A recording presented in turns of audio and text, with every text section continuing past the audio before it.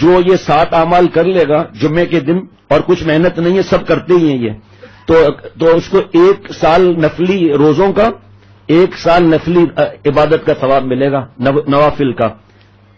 غسل کرنا، کوئی بھی بات ایسی تکلیف والی خرچے والی ہو تو بتا دینا۔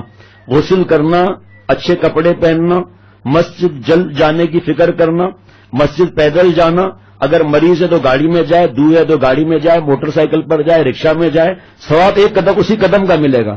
اگر 100 قدم سے وہ گاڑی میں آیا ہے تو 100 سال کے نفلی روزوں کا، 100 سال نفلی عبادت کا ثواب ملے گا۔ امام صاحب کے قریب بیٹھنا، خطبے کو غور سے سننا، کوئی لغو اور بیہودہ کام نہ کرنا۔